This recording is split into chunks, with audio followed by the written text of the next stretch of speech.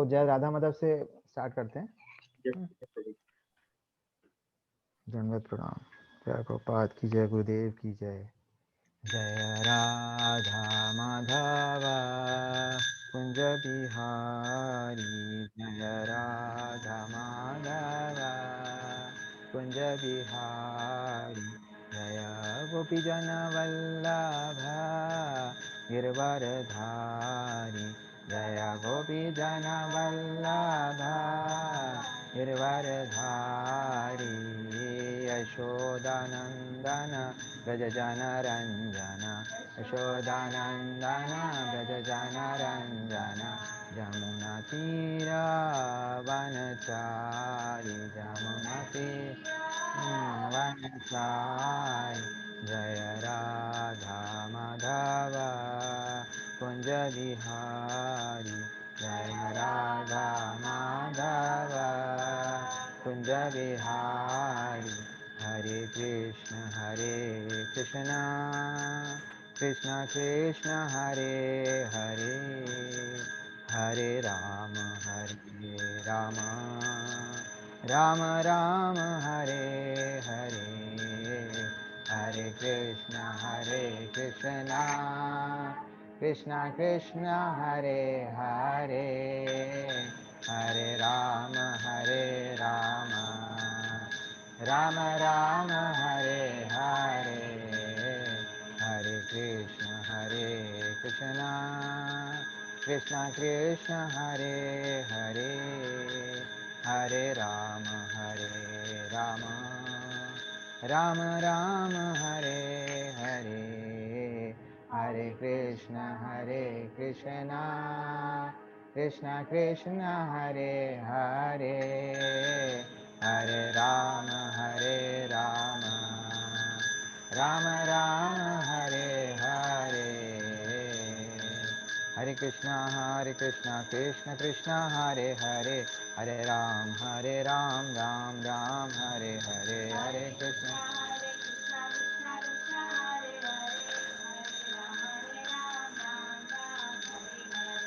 हरे कृष्णा हरे कृष्णा कृष्ण कृष्ण हरे हरे, हरे राम राम राम हरे हरे,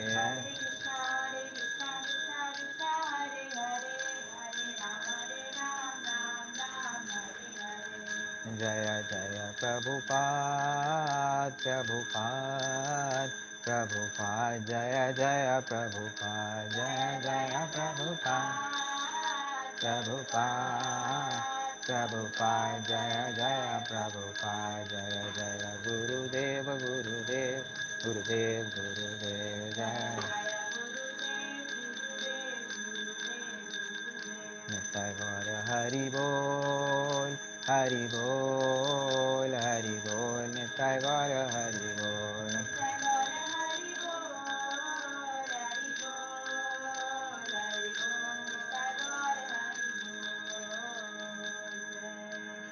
गौर प्रेमानंदी हरि हरि बोल।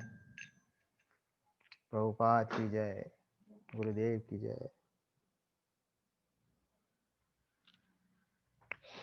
कृष्ण गोस्वामी महाराज की जय।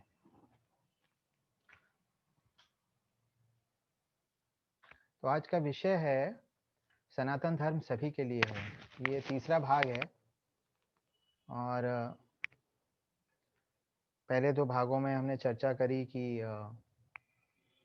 कैसे सनातन धर्म में जो भी सिद्धांत बताए गए हैं वो सांप्रदायिक नहीं हैं, वे सभी के ऊपर प्रभावी हैं, सभी पे लागू होते हैं। तो सनातन धर्म सभी के लिए है, इसको हमने दो भागों में सुना और समझा कि कैसे इसके जो सिद्धांत हैं वो सांप्रदायिक नहीं हैं और बड़े प्राकृतिक हैं, और हर व्यक्ति या जो जीव है उसका जो स्वाभाविक धर्म है, स्वाभाविक जो उसका वृत्ति है वो उसके उसके उससे जुड़ा हुआ है। तो इसका मतलब ये है कि कोई भी व्यक्ति किसी भी संप्रदाय का हो, जो सनातन धर्म के सिद्धांत हैं वह व्यक्ति उससे जो है वो स्वतंत्र नहीं हो सकता है। तो हमने कई सारे जो ऐसे सिद्धांत हैं इन पे चर्चा करी। अब हम इस बात पर आते हैं कि सनातन धर्म एक ऐसे विषय पे भी चर्चा करता है जो कि सभी व्यक्ति इसको जिसका कभी कभी हमेशा मनन करते हैं, मतलब जो भी व्यक्ति जिसका भी मानसिक मानसिक संतुलन अच्छा है वो इसका मनन जरूर करता है कि उसके जीवन का उद्देश्य क्या है। तो अब जीवन का उद्देश्य क्या है, इसको हम मेरे पास एक प्रेजेंटेशन है, उसे समझेंगे।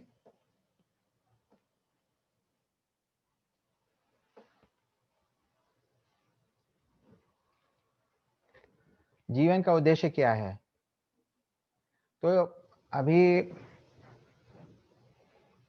कुछ लोग जो हैं इसमें पार्टिसिपेंट हैं, ये सभी बताएं कि जीवन का उद्देश्य क्या है। कोई भी जो है बता सकता है अपने जीवन का उद्देश्य क्या है। आप क्या समझते हैं इसके बारे में?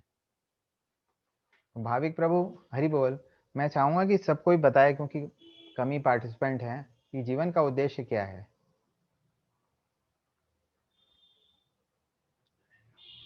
आप लोग क्या समझते हैं? जितने भी लोग सुन रहे हैं वो कृपया कुछ बता सकते हैं, जीवन का उद्देश्य क्या है?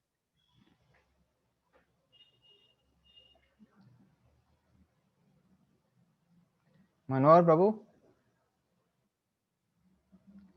हरि बोल। आप अभी अभी आए, मैंने अभी अपना ये थोड़ा सा हम लोग देर से हम लोगों ने आरंभ किया है, अभी अभी आरंभ हुआ है, तो मैंने पूछा है जीवन का उद्देश्य क्या है।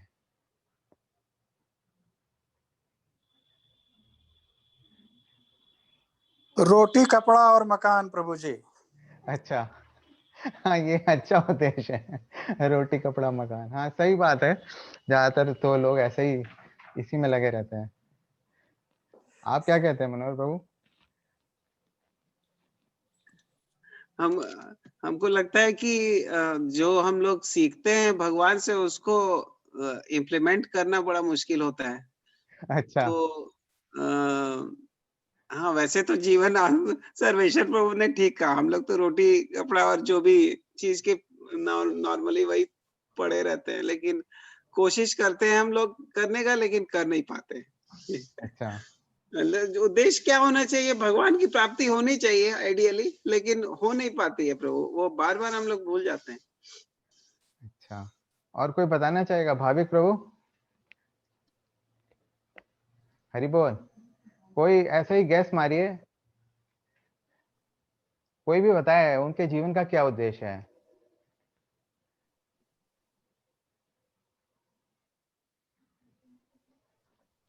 तो प्रभुपाद जी ने इसका आंसर बड़ा अच्छा दिया है। प्रभुपाद जी जो है वो उनके आंसर पे अब कोई और बताए तो और अच्छा लगेगा। वैसे एक चीज तो बड़ी अच्छी बताएगी, रोटी कपड़ा और मकान। चलिए आगे बढ़ते हैं। प्रभुपाद जी ने बड़ी अच्छी बात बताई है। प्रभुपाद जी ने कहा है कि how to enjoy and be happy.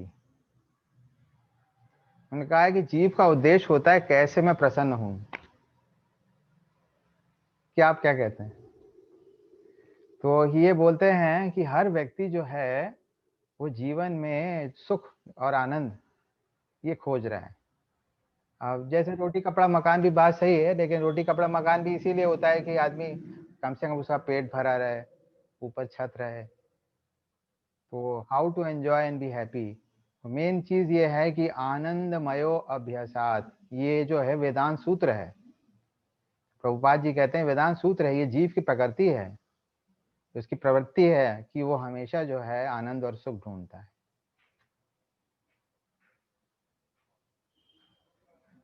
तो जो भगवान कृष्ण ने जो भी उपदेश दिया, जो धार्मिक उपदेश भगवत गीता में दिया हुआ, ये प्रभुपाद जी ने अपने प्रीफेस में दिया है, अपनी भूमिका में लिखा है कि ये जीव जो है how to enjoy and be happy ये खोजता रहता है।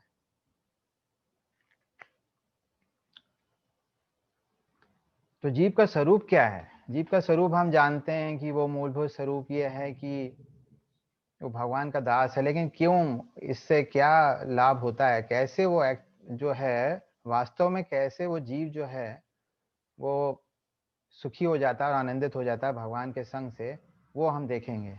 और प्रभुपाद जी ने इसके बारे में पूरा वर्णन किया है। तो आगे चलते हैं कि भगवान के साथ उसका नित्य संबंध है, और ये संबंध जैसे ही हो जाता है तो व्यक्ति आनंद में हो जाता है। और दूसरा जो इसमें सिद्धांत है कि ये जो आनंद हम ढूंढ रहे हैं, इसका ज्ञान जो है हमें परंपरा में लेना चाहिए।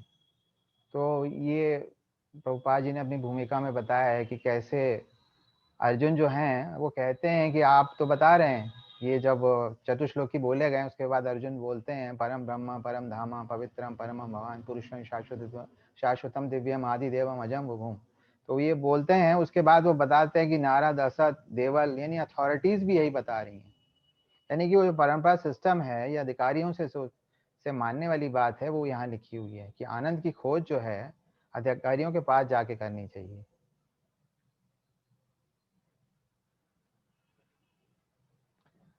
और भयभीत क्यों होता है व्यक्ति, उसके भय का कारण क्या है, अस्तित्व जो है बड़ा भय देने वाला है। महाराज कहते थे कि ये जीवन ऐसा है जैसे विष, और भयभीत भी बड़ा रखता है हम लोगों को। भयभीत इसलिए रखता है क्योंकि हम असत में डाल दिए गए हैं। असत मतलब जो टेम्परेरी है और जिसका अस्तित्व जो है खत्म होने वाला है। उन वस्तुओं में या उन विषयों में जाके हम जो है अपना आनंद ढूंढते हैं, और जबकि हमें मालूम है खत्म हो जाएगा, तो भय तो आएगा ही, भय स्वाभाविक है। लेकिन हम अगर किसी स्थायी वस्तु यानी परमानेंट वस्तु के ऊपर जाके आनंद खोजेंगे तो हमारा भय खत्म हो जाएगा। तो ये हमारे भयभीत रहने का कारण है।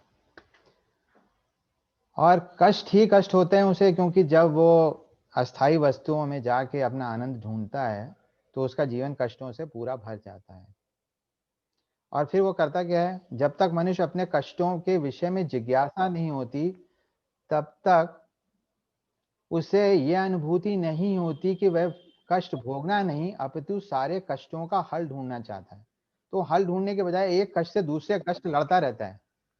ये उसका स्वभाव होता है कि जैसे ही उसके कष्ट आते हैं, पहले तो उसने एक अस्थाई वस्तु के ऊपर जाके या विषय के ऊपर जाके अपना मन केंद्रित किया, वहां उसने आनंद की खोज आरंभ करी, और जब उसे आनंद नहीं मिला भय आ गया, और भय आने के बाद क्या हुआ कि उसके कष्ट बढ़ गए। अब एक कष्ट से दूसरे कष्ट वो जाता रहेगा, आगे नहीं बढ़ेगा। कष्टों का परमानेंट सोल्यूशन नहीं निकालेगा वो क्या करेगा, एक कष्ट को दूर करने निवारण करने के लिए दूसरा कष्ट मोल ले लेगा। मान लीजिए कि हमको एक अभिलाषा हो गई एक किसी बहुत बड़े वस्तु की, जैसे कि कोई बड़ा बड़ा कार या घर, फिर हमने एक और बड़ा सा लोन ले लिया। तो इस तरीके से हमने एक कष्ट को करने के लिए एक और बड़ा कष्ट अपने जीवन में लिया है। तो ये इस तरीके से उसका निवारण नहीं कर रहा है, हम उसका कष्ट को अपने बढ़ाते जा रहे हैं। लेकिन अगर हम कष्टों की ये चक्र को तोड़ के और ये ब्रह्म जिज्ञासा करें कि हम कष्टों में पड़े क्यों, तब जो है वहां से उसका आरंभ हो जाएगा, उसका जो यात्रा है आनंद की ओर जाने की। तो ये सारी जो जो यात्रा है ये आनंद की ओर जाने की है।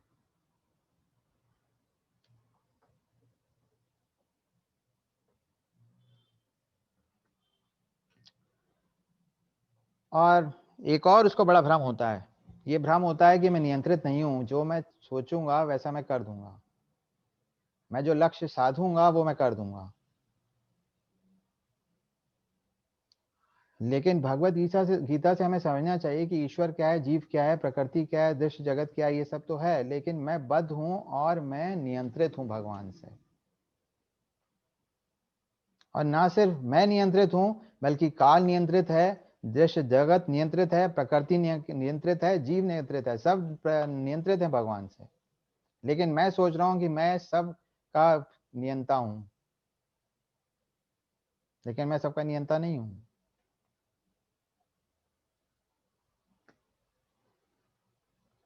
भगवान कहते हैं माया अध्यक्षेण प्रकृति स्यूते सचाराचरम, भौतिक प्रकृति मेरी अध्यक्षता में कार्य करती है, सब भगवान के हाथ में है। जब हम दृश्य जगत में विचित्र विचित्र बातें घटते देखते हैं, तो हमें जानना चाहिए कि इस जगत के पीछे नियंता का हाथ है। हम देख रहे हैं कोरोना बिल्कुल चल रहा है, किसी बड़े बड़े वैज्ञानिकों के बाहर है, तो भी ये वैज्ञानिक बार बार बता रहे हैं हम कर लेंगे, हम कर लेंगे। भगवान कुछ विचित्र विचित्र कर रहे हैं, कुछ किसी को समझ में नहीं आ रहा। ऐसे बताते हैं कि 20-30 तक 20-30 तक ये जो वैज्ञानिक जो है मृत्यु ही खत्म कर देंगे, ये बताया है, उनका दावा है। अभी वो कुछ 20-20 में कुछ भी नहीं कर पा रहे हैं, और ये 20-30 तक मृत्यु ही खत्म करने का भी इन्होंने बता दिया था, योजना बना ली थी। तो ये नियंता का हाथ समझ नहीं पा रहे, नियंता का हाथ कैसे काम करता है इनके बाहर है बुद्धि के। भगवान कहते हैं जो भी कुछ भौतिक है और आध्यात्मिक है, सब कुछ, सबका नियम जो है नियता मैं हूं। अहम सर्वस्य प्रभवमता, हम जानते हैं चतुश्लोकी में, पहला चतुश्लोकी है। जीव तथा भौतिक प्रकृति दोनों ही परमेश्वर द्वारा अधिशासित एवं नियंत्रित होते हैं। गीता के अनुसार यद्यपि सारे जीव परमेश्वर के अंश हैं, लेकिन वे प्रकृति में जाते हैं, और इसका उल्लेख भगवत गीता के 7वें अध्याय में हुआ है। तो जीव क्योंकि तटस्थ शक्ति है, तो वो भी भगवान से नियंत्रित है, और जो बहिरंगा शक्ति है वो तो नियंत्रित है ही है, और भगवान की आध्यात्मिक शक्ति वो तो भगवान की ही है। तो ऐसा कुछ है ही नहीं जो भगवान के नियंत्रण में नहीं है। अब 5 विषय बताए हैं भगवत गीता में, ये मुख्य हैं 5 विषय। ये हैं ईश्वर, जीव, प्रकृति, काल तथा कर्म। ईश्वर, जीव, प्रकृति, काल तथा कर्म। और इसमें से 4 जो हैं वो शाश्वत हैं। 4 जो हैं शाश्वत हैं, यानी कर्म शाश्वत नहीं है। कर्म जो है, इसकी श्रृंखला जो है, इसको तोड़ा जा सकता है, और कर्मों के प्रभाव को भी तोड़ा जा सकता है। प्रभुपाद जी लिखते हैं भूमिका में कि कर्मों के प्रभाव को से भी बचाया जा सकता है। और 4 जो है शाश्वत हैं। प्रकृति जो है वो शाश्वत, प्रकृति भी शाश्वत है। उस समय समय पर भगवान उसको सृष्टि होती है, उसके बाद प्रलय आती है, फिर सृष्टि होती है, कि प्रकृति भी भगवान की ही एक शक्ति है, इसलिए वो भी शाश्वत है।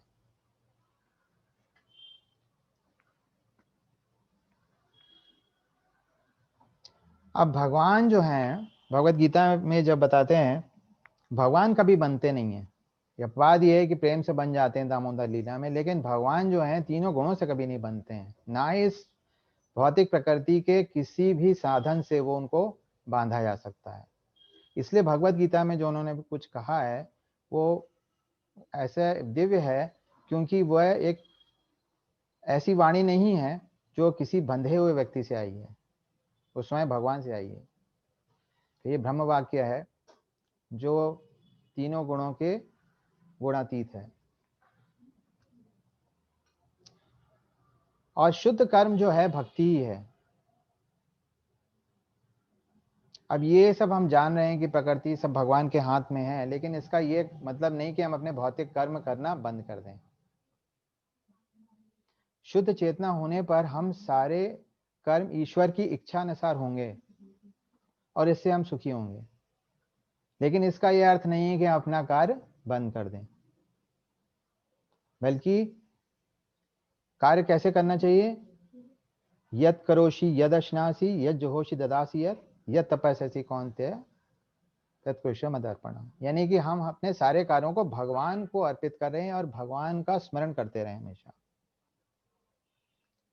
और भगवान को उसका परिणाम देते रहे। दूसरा जो व्यक्ति को बड़ा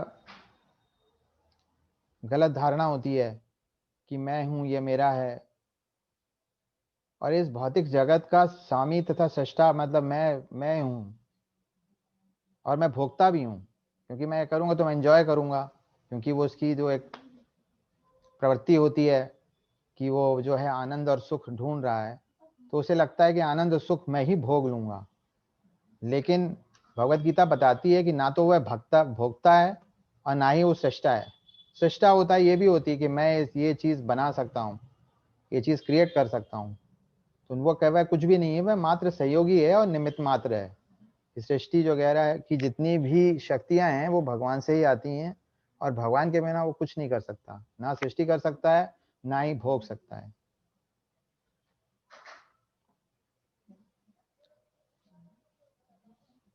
परम सत भी अंततः व्यक्ति है, इसका मतलब हमारा संबंध है। यानी एक संबंध ऐसा है जो हम जिसको भूल गए हैं।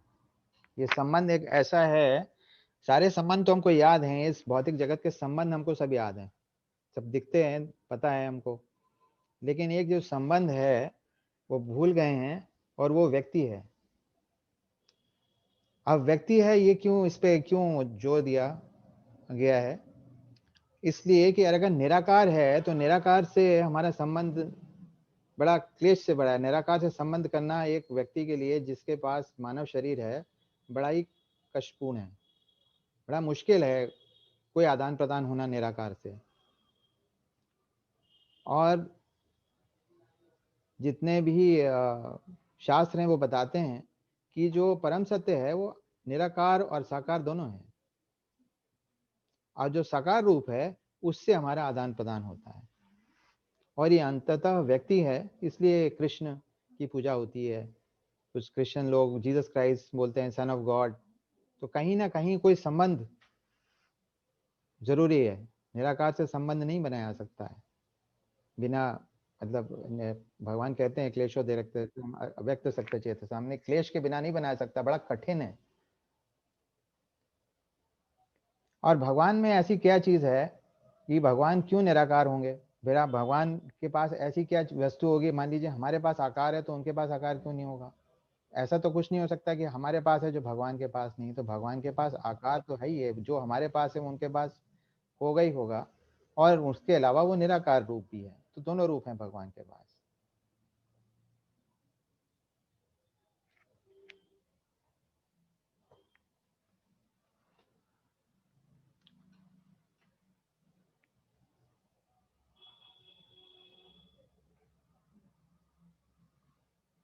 अब सृष्टि का भी अपना जीवन काल होता है, ना सिर्फ हम लोग मृत्यु है, मतलब हम लोगों की मृत्यु है बस मृत्यु लोक में, सृष्टि यही सृष्टि का भी कालक्रम है, इसकी भी ये भी क्षय हो जाती है, इसको भी भगवान विध्वंस कर देते हैं। इसका जब समय आता है तो सृष्टि भी को भी भगवान विध्वंस कर देते हैं।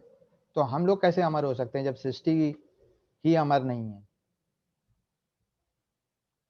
तो ये बात कोई भी वैज्ञानिक या जो बुद्धिमान है वो समझे कि सृष्टि ही नहीं जा सकती। जब सृष्टि नहीं है तो हम कैसे रहेंगे?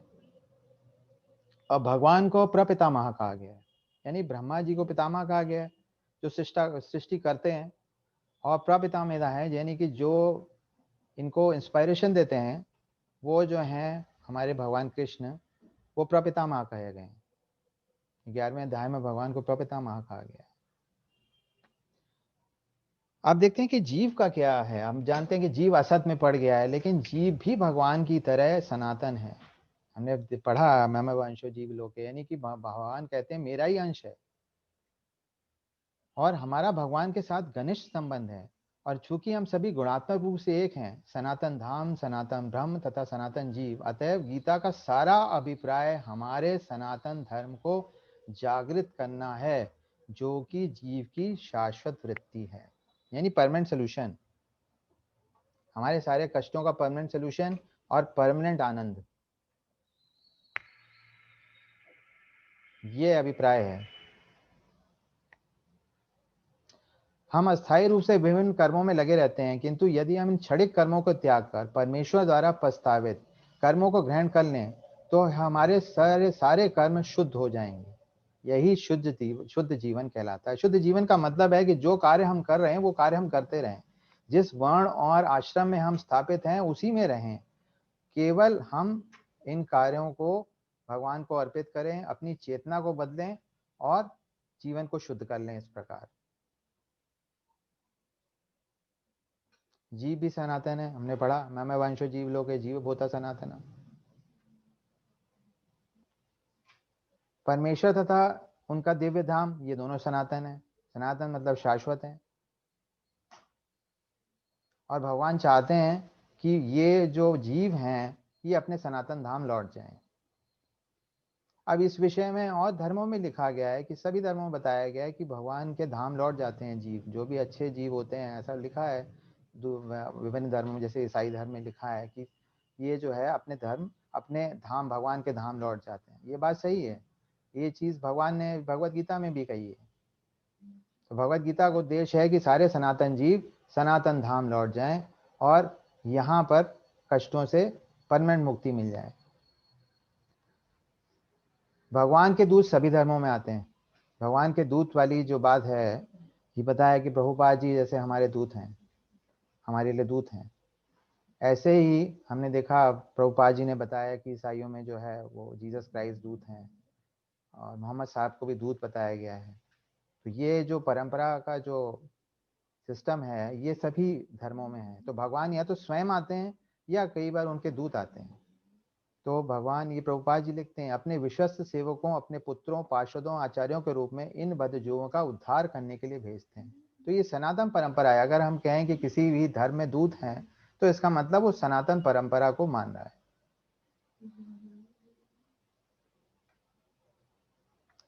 अब भगवान के साथ हमारा संबंध सेवा का, इसके विषय में 2 बार बता चुके हैं। अब थोड़ा दूसरे तरह से समझने की कोशिश करते हैं इसे। हमने एक पिछली बार उदाहरण भी दिया कि जैसे पेट है, प्रभुपाद जी ने लिखा है पेट है, तो भगवान को अगर हम पेट मान लें, तो हम लोग सब जो है उस शरीर के विभिन्न अंग हैं। तो मान लीजिए प्रभुपाद जी लिखते हैं कि उंगली सोचे कि मैं खा लूं, तो उंगली खाने के बाद उसको तो तृप्ति नहीं होगी, क्योंकि उंगली तो खा नहीं सकती, वो तो खाली खाना उसके ऊपर चिपक जाएगा।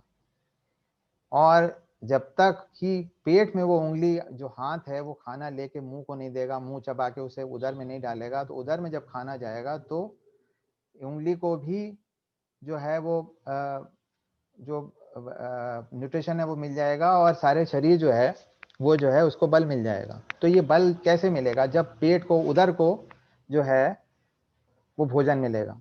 तो भगवान जो है पेट है, उदर है।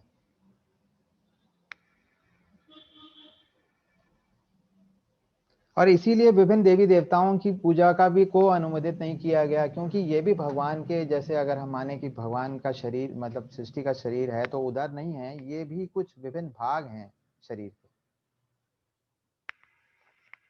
अब भगवान का धाम कैसा है? भगवान के धाम में बोला गया है, ये ब्रह्म संहिता में, निवसत्य अखिलात्म भूतो। भगवान अपने धाम गोलोक नित्य वास करते हैं, और इस लोक से उन तक पहुंचा जा सकता है। ऐसा करने के लिए अपने सच्चिदानंद विग्रह रूप को व्यक्त करते हैं, जो उनका असली रूप है। तो इस संसार में भगवान जो है अपने विग्रह रूप में रहते हैं, और जब उस विग्रह रूप की सेवा होती है, तो क्या होता है कि भगवान को जो है वो हम, भगवान से हमारा संबंध जो है बन जाता है, मतलब पुनर्जागृत हो जाता है, और पुनर्जागृत होने पे हम भगवान के धाम वापस चले जाते हैं। प्रभुपाद जी लिखते हैं कि इस श्लोक के संबंध में उन्होंने लिखा है, निर्माण मोहा जित संग दोषा आध्यात्म नित्या विनिवृत्त काम धनदैर विमुक्ता सुख दुख संगैर गच्छन्ति अमूढ़ा पदमं व्ययं तत्। इसके श्लोक के संबंध में लिखा है पदमं व्ययम, अर्थात सनातन राजधाम को वही प्राप्त होता है जो निर्माण मोहा है। इसका अर्थ क्या है? और प्रभुपाद जी बड़े भौतिक दृष्टि से इसको समझाते हैं। कोई महाशय बनना चाहता है, कोई प्रभु बनना चाहता है, कोई राष्ट्रपति, कोई धनवान या राजा, वह सब कुछ बनना चाहता है, परंतु जब तक हम इन उपाधियों से चिपके रहते हैं, तब तक हम शरीर के प्रति आसक्त बने रहते हैं, क्योंकि उपाधियां तो शरीर की हैं। क्योंकि ये उपाधियां शरीर से संबंधित होती हैं, लेकिन हम शरीर नहीं हैं, और इसकी अनुभूति होना ही आत्म साक्षात्कार की प्रथम अवस्था है। तो जब तक हम प्रभुपाद जी के मूवमेंट में भी अपने को प्रभु और प्रभु कह के बड़ा अपने को गर्वित महसूस करते हैं, तो हम कोई अच्छा कार्य नहीं करें, क्योंकि अपने शरीर से वो जुड़ी हुई है हमारी उपाधि, प्रभु, फलाना प्रभु। हमको ये समझना पड़ेगा कि हम जो हैं वो सनातन है, और इस शरीर से हमारा संबंध नहीं है। वो शरीर तो बदलता रहता है। उपाधियां तथा आसक्तियां हमारी काम वासना तथा इच्छा अर्थात प्रकृति पर प्रभुत्व जताने की चाह के कारण है। जब तक हम प्रकृति पर प्रभुत्व जताने की प्रवृत्ति को नहीं त्यागते, तब तक भगवान के धाम सनातन धाम को वापस जाने की कोई संभावना नहीं है।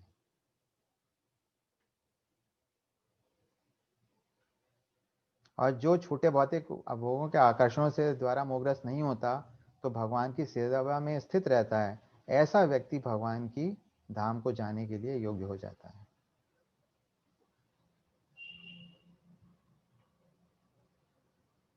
ये सब कुछ प्रभुपाद जी ने अपनी भूमिका में लिखा है। भुलक्कड़ जीव, ये सारे जो लिखे हैं, ये सब शब्द उन्हीं के हैं, शब्दावली भी वहीं से ली गई है।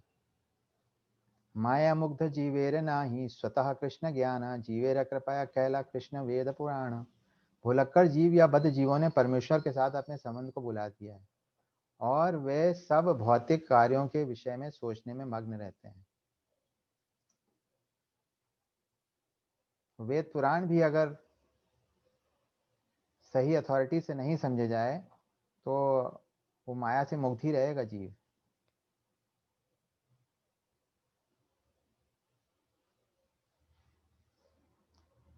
तो इसका उपाय बड़ा सरल है।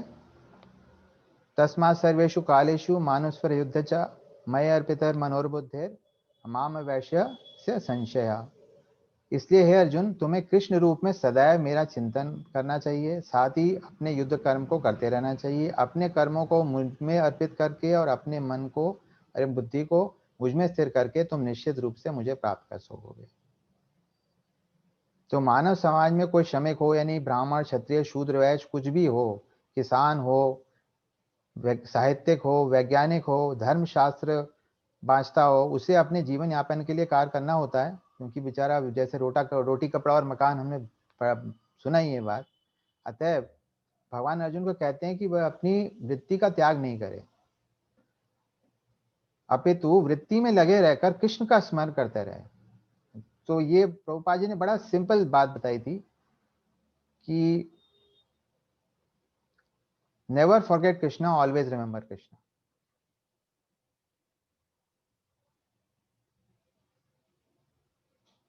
तो बड़ा सिंपल सूत्र है, बड़ा सरल सूत्र है। और फिर मन इधर उधर उड़ता रहता है। अर्जुन ने पूछा तो भगवान ने कहा कि आप अभ्यास करिए, अभ्यास से सब कुछ संभव है। और किसी अनुभवी व्यक्ति से, यानी परंपरा में आप जो है गाइडेंस ले लीजिए गुरु से। और मन सदैव इधर उधर उड़ता रहता है, किंतु मनुष्य को चाहिए कि मन को भगवान कृष्ण, श्री कृष्ण के स्वरूप पर या उनके नाम और चरण पर केंद्रित करने का अभ्यास करे। मन स्वभावतः चंचल है, इधर उधर जाता है, लेकिन ये कृष्ण की धमनी पर स्थिर हो सकता है। तो ये हरे कृष्ण महामंत्र जो है, ये ऐसा मंत्र है जो चैतन्य महाप्रभु ने सबके लिए ओपन कर दिया है, ओपन सीक्रेट। हरे कृष्ण कृष्ण कृष्ण हरे हरे, हरे राम राम राम हरे हरे। तो यही युग धर्म है। इस युग का यही धर्म है कि लोग हरे कृष्ण महामंत्र करें और मन जो है वो धीमे धीमे केंद्रित हो जाएगा भगवान की ओर।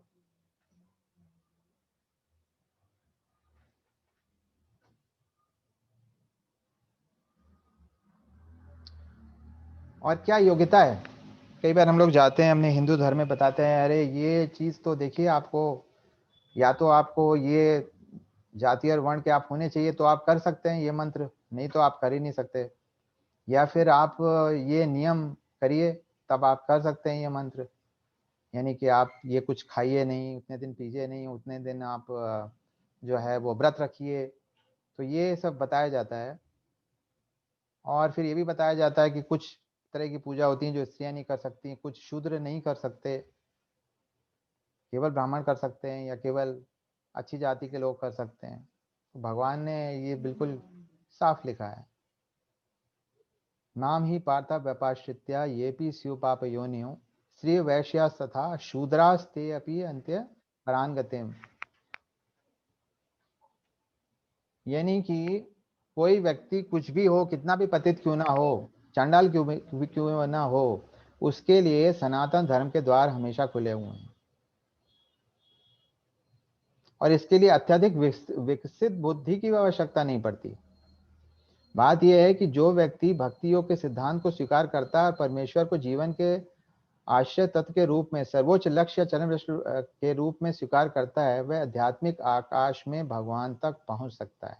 एक बार किसी ने प्रश्न किया था कि कैसे पहुंचा जा सकता है, तो भगवान ने जो है ये 12वें अध्याय में भक्ति योग में बताया है कि हर व्यक्ति की जो जीव की जो समझ होती है अलग होती है। कोई इसको बड़ी बुद्धि से समझ लेता है, इसकी बुद्धि बड़ी प्रखर होती है। कोई व्यक्ति जो होता है उसकी बुद्धि प्रखर नहीं होती है, लेकिन उसकी श्रद्धा बड़ी प्रखर होती है, वो सुन के समझ लेता है। ये इसके बारे में भगवान ने 12वें अध्याय में बोला है कि क्या कौन कोई कोई व्यक्ति कैसे कैसे जाता है। हर व्यक्ति का रास्ता कुछ अलग हो सकता है। कोई व्यक्ति को विश्वास नहीं होता, लेकिन वो किसी व्यक्ति पे विश्वास करके, किसी शुद्ध भक्त पे विश्वास करके वो आगे बढ़ जाता है। तो हर व्यक्ति का जो आगे बढ़ने का विकास का जो तरीका है वो अलग है। हर व्यक्ति जो है वो ऐसा नहीं है कि वो भगवत गीता के से समझ के पहले फिर वो आएगा या बढ़ेगा। तो ऐसा कोई ज़रूरी नहीं है। हो सकता है वो पढ़ा लिखा ही ना हो, लेकिन फिर भी भगवान की कृपा उस पे हो जाए, वो ऐसे भक्त के पास पहुंच जाए जो उसको बता दे कि हरे कृष्ण महामंत्र करो और ये कर, और उसका विश्वास हो जाए और भगवान के ऊपर जो है उसका मन केंद्रित हो जाए।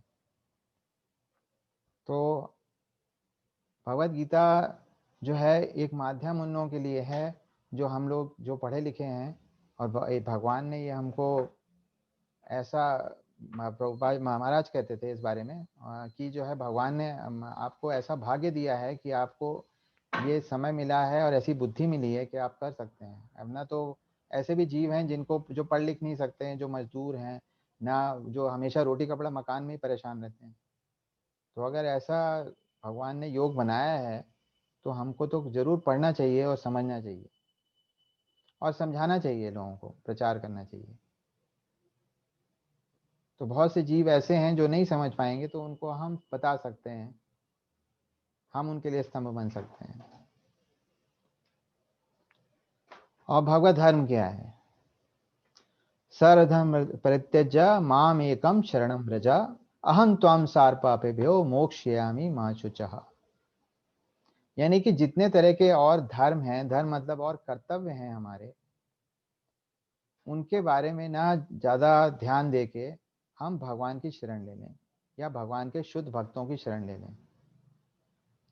क्योंकि भागवतम में भी हमने पढ़ा इसके विषय में। एक प्रश्न जो ऋषियों ने पूछा था वो ये था कि विभिन्न शास्त्र हैं और विभिन्न नियम बताए गए हैं और विभिन्न कर्तव्य बताए गए हैं, और अर्जुन भी जब युद्ध आरंभ होने वाला था तो वो अपने कर्तव्य के बारे में बड़ा ही उसको भ्रम था, उसको समझ नहीं आ रहा था कि क्या करना चाहिए। और अर्जुन का भ्रम जो था वो इसलिए था कि अर्जुन का भ्रम इसलिए था, भगवान कृष्ण बताते हैं 16वें अध्याय में कि अर्जुन जो है दैवी प्रकृति को प्राप्त था। हम अगर अर्जुन का इतिहास देखें तो अर्जुन जो है नर नारायण ऋषि था। तो वो था तो क्षत्रिय के शरीर में, लेकिन वो तो ब्राह्मण था पूर्व जन्म से। तो उसके अंदर जो 16 गुण थे, जैसे अहिंसा, सत्यता, क्षमा, ये बहुत बड़े चढ़े थे। अब इनके होते हुए वो अपना क्षत्रिय धर्म भी उसको पता था क्षत्रिय धर्म है, ऐसा नहीं। वो तो भगवान से दूसरे अध्याय में बताते हैं कि उसका क्षत्रिय होने के नाते उसका काम है युद्ध करना। तो क्षत्रिय धर्म अगर उसे नहीं पता होगा तो किसे पता होगा? जब दुर्योधन जैसे लोगों को पता था क्षत्रिय धर्म क्या है, दुर्योधन ने कहा मैं इसलिए आया हूँ यहाँ पे, मुझे मालूम है कि मैं युद्ध में हार जाऊंगा, मर जाऊंगा, तो यहाँ पे मुझे स्वर्ग मिलेगा। तो क्षत्रिय धर्म पे तो उसका अटूट विश्वास था। तो अर्जुन को नहीं पता होगा, अर्जुन को तो पता ही था। प्रभुपाद जी लिखते हैं कि अर्जुन को जो है काफी ज्ञान था, वो शुद्ध आत्मा था। वो प्रश्न इसलिए कर रहा था कि हम सब लोगों के, कि हम लोग इसको समझ पाए।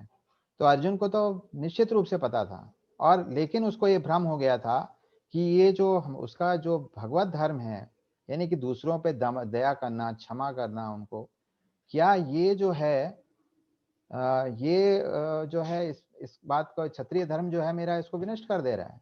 क्षत्रिय होने के नाते मुझे मानना पड़ेगा, मुझे हिंसा करनी पड़ेगी।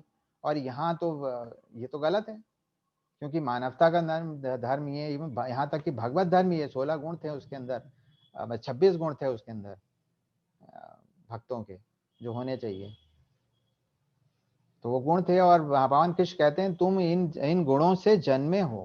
16वें अध्याय में भगवान ने कहा है कृष्ण को, तुम ये गुण लेके जन्मे हो। तो उसके अंदर दया भरी हुई थी, तो वो युद्ध कैसे करता? उसने तो कहा क्षत्रिय धर्म का ही परित्याग कर देते हैं, मैं तो भिक्षुक बन जाता हूँ। अगर क्षत्रिय का धर्म है युद्ध करना, तो मैं क्षत्रिय धर्म का परित्याग कर देता हूँ, क्योंकि क्षत्रिय धर्म भगवत धर्म से ऊपर थोड़ी ना है। तो भगवान को बताना पड़ा कि भगवत धर्म इस समय ये है कि आप सारे धर्म छोड़ दीजिए, यानी क्षत्रिय धर्म भी मत समझिए, आप ये समझिए कि सब मेरे ऊपर छोड़ दीजिए। मैं चाहता हूं कि इन युद्ध हो, मैंने पहले ही ये निश्चय कर लिया है कि इन लोगों का वध होना है। आप केवल निमित्त मात्र बन जाइए इसमें और युद्ध करिए, और मेरे लिए युद्ध करिए, ये क्षत्रिय धर्म के लिए युद्ध नहीं करिए आप। तो ये जो धर्म के विषय में हमको कई बार बड़ा कंफ्यूजन हो जाता है, यही भ्रम जो है अर्जुन को हुआ था, और अर्जुन का भ्रमित होना ये बड़ा स्वाभाविक था।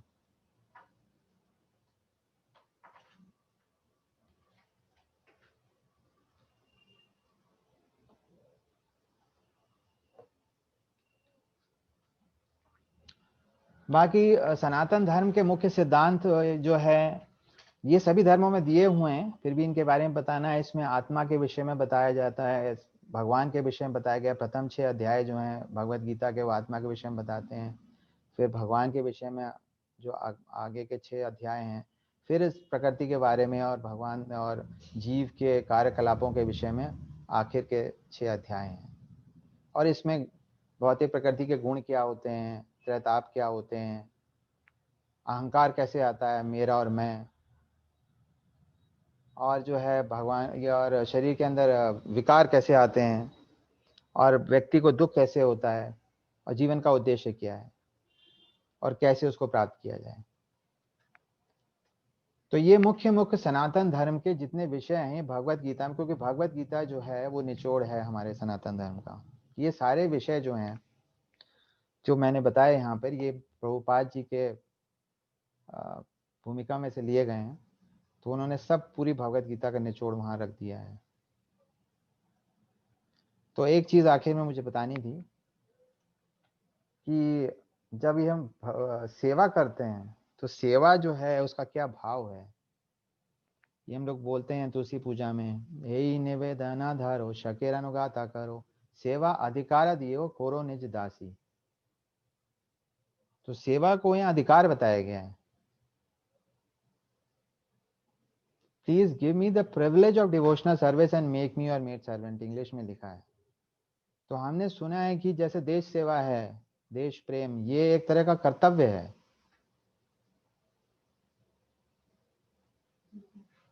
ड्यूटी है। लेकिन भगवत भक्ति जो है ये ना सिर्फ ड्यूटी नहीं है, ये एक तरह का प्रिविलेज है, ये राइट है। ये हर एक को नहीं दिया जाता। जब तक व्यक्ति जागृत नहीं होता उसको ये अधिकार नहीं मिलता है। ये तुलसी महारानी से हम प्रे करते हैं रोज कि हमको ये अधिकार दिया जाए। ये अधिकार नहीं है, ये ऐसा नहीं कि मुझे कर्तव्य दिया जाए, मैं देश सेवा की कर्तव्य करूंगा, मैं डू योर ड्यूटी। तो डू योर ड्यूटी नहीं है, ये अधिकार है, ये प्रिविलेज है। ये केवल उन जो ऐसे आत्माएं हैं जो थोड़ा, जिनको अथतो ब्रह्म जिज्ञासा हो गई है और तुलसी महारानी की कृपा हो गई है, उनको ये अधिकार मिलता है। इसलिए हम बोलते हैं सेवा अधिकार दियो खोरो निज दासी। तो जो भी व्यक्ति सेवा कर रहे हैं, जो मंदिर में कर रहे हैं, वो तो उनके ऊपर भगवान की बहुत बड़ी कृपा हो गई है। जो मंदिर में नहीं भी हैं, बाहर हैं, संसार में हैं, उनके ऊपर भी भगवान की बड़ी कृपा हो गई है कि भगवान ने ये अधिकार आपको दिया है। ये अधिकार मिलता नहीं है। कई बार व्यक्ति को बड़ा मैं का भाव रहता है कि मैं भगवान की सेवा कर रहा हूँ। मैं सेवा नहीं कर रहा हूँ, भगवान आपको सेवा दे रहे हैं, इसलिए आपको सेवा मिल रही है। भगवान ने ऐसी बुद्धि दी, ऐसी परिस्थिति दी, ऐसा योग बैठाया कि आपको सेवा मिल रही है करने के लिए। तो इस भाव को हम समझें कि सेवा एक अधिकार है, और इसके लिए तुलसी महारानी से हमें हर समय प्रार्थना करते रहना पड़ता है, बेग करना पड़ता है।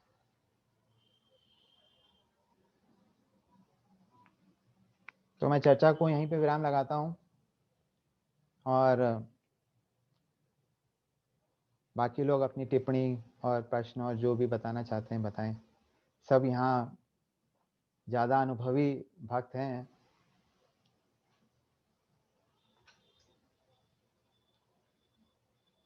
हरि बोल। हरे कृष्णा, किसी का कोई प्रश्न है? प्रसन्नवदन प्रभु, दंडवत प्रणाम। ऑल कृष्ण धन्यवाद प्रभुपाद। महाराज, और प्रभुपाद ने दिया। प्रभु आप पिछले स्लाइड में जाएंगे थोड़ा सा। आपने लिखा है एक ग्रीफ कैसे दूर किया जाए। हाँ रीजन फॉर ग्रीफ, इस पे थोड़ा सा आप प्रकाश डालेंगे। हाँ, रीजन ऑफ ग्रीफ हमने पहले भी पढ़ा। रीजन ऑफ ग्रीफ ये है कि हमने असत पे काफी अपना इन्वेस्टमेंट कर रखा है। मतलब हमने अपना इन्वेस्टमेंट जो है हमने टेम्पररी चीजों में बहुत कर रखा है। तो ये रीजन ऑफ ग्रीफ है। हमने वो शुरू में पढ़ा कि टेम्पररी चीजों में हमारा इन्वेस्टमेंट ज्यादा होगा तो इन्वेस्टमेंट फेल हो जाएगा। ये रीजन ऑफ ग्रीफ है। वो जितने हमने भौतिक संसार है उसमें हमारा सारा दिमाग, हमारी योजनाएं और हमारा मन, बुद्धि, अहंकार सब लगा हुआ है उसमें। तो ये प्राइमरी रीजन ऑफ ग्रीफ है। और जब हम परमानेंट के ऊपर थोड़ा सा इन्वेस्टमेंट करेंगे तो वो रीजन ऑफ ग्रीफ नहीं बनेगा, वो रीजन ऑफ एंजॉयमेंट बनेगा। उससे प्रसन्नता ही आएगी। तो ये मैंने इसलिए सोचा ये भूमिका के बारे में, क्योंकि जो है हमारे अभी ये गीता जयंती भी हुई, सब लोग भक्त लोग जा रहे थे, तो मुझे फीडबैक मिला कि बहुत लोग प्रश्न पूछते हैं। तो जो प्रभुपाद जी ने अपनी भूमिका में पूरी गीता का निचोड़ जो है उन्होंने लिख दिया। उन्होंने पूरा उद्देश्य बता दिया है, सब बता। आप उसको पढ़िए, करीब 25 पेज की है वो। तो उसी में से मैंने सारे निकाला है। और उसमें सनातन धर्म, क्योंकि सनातन धर्म जितना भी है वो भगवद गीता में बताया गया है। तो वो भगवद गीता के भूमिका में प्रभुपाद जी ने वो भी, उसका भी निचोड़ वहां पे रख दिया है। तो ये रीजन ऑफ ग्रीफ जो है बताया गया, जो आखिर के 6 अध्याय हैं उनमें बताया गया, जिसमें प्रकृति पुरुष तथा चेतना है। प्रकृति और पुरुष का जो इंटरेक्शन हो रहा है उससे वो किस तरह, और गुण जो हैं वो कैसे कार्य कर रहे हैं। प्रकृति के 3 गुण। तो प्रकृति के 3 गुणों में क्या है कि वो जब खास तौर से जो सात्विक गुण में नहीं है, वो वहाँ पे जो बाकी के दोनों गुण हैं, तमोगुण और रजोगुण, ये जो है हमेशा दुख का कारण बनते हैं। और सतोगुण जो हैं सुख का कारण बनते हैं, लेकिन सुख भी बांधने वाला है। लेकिन ये तो जो बाकी 2 गुण हैं ये तो बिल्कुल ही बांधने वाले हैं। और ये उन्हीं को होते हैं जो इसमें काफी हाई इन्वेस्टमेंट करते हैं, रजोगुण और तमोगुण में। वो ऐसी चीजों में, ऐसे विषयों में ऐसा समय लगाते हैं जिसमें जो है हमेशा दुख आने का संभावना बड़ी बनी रहती है। हमने सुना है ना, कई लोग स्टॉक खेलते हैं, एकदम से अमीर हो जाते हैं, फिर पता चला कि भिखमंगा हो गए। तो आपका सारा इन्वेस्टमेंट अगर ऐसे में लगा हुआ है तो आपको तो दुख आना ही है। एक हर्षद मेहता की बड़ी फिल्म चल रही है आजकल, बड़ी फिल्म आई है, बड़ा उसको वो किया जा रहा है। तो ऐसे ही है, जो स्टॉक में ऐसे ही होता है, बहुत ऊंचा होता है, नीचा होता है। तो ये जब आप ऐसे चीजों पे, असत पे समय लगाते हैं और असत में अपना दिमाग लगाते हैं, तो रीजन ऑफ ग्रीफ है। और टेम्परेरी है, तो इसका फल भी जो नहीं रहता है। लेकिन जो भगवान अगर सत पे लगाएंगे हम, तो हमारा फल जो है वो हमेशा हमेशा बना रहेगा, शाश्वत है।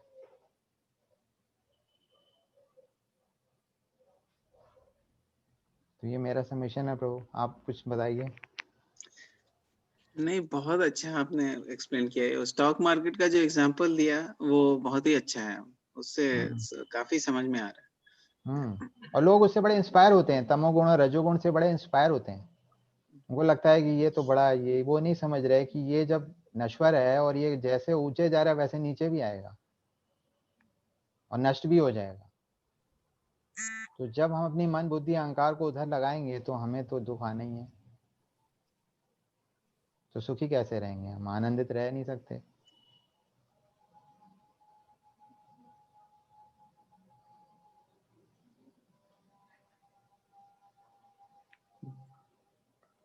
हरे कृष्णा, और किसी का कोई प्रश्न है? कोई कमेंट किसी की कुछ?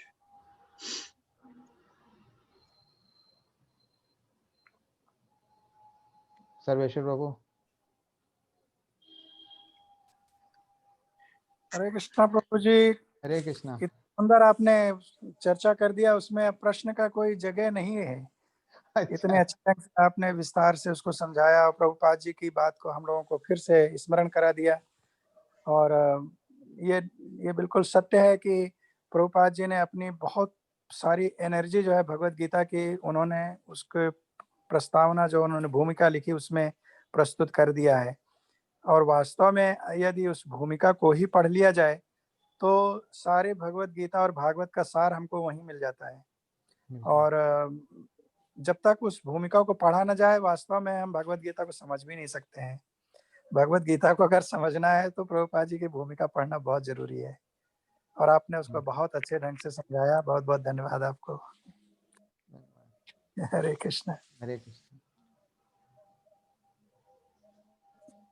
हरे कृष्णा। तो चलिए अब हम ये लेक्चर की पूर्णाहुति की तरफ जाते हैं, लेकिन उससे पहले मेरे एक छोटी सी कमेंट प्रभु जी के लिए है कि बहुत से लोग ऐसा मानते हैं कि इस्कॉन जो संस्था है वो विदेशी संस्था है और हिंदू धर्म से जुड़ी हुई नहीं है, हमारी सनातन धर्म से जुड़ी हुई नहीं है।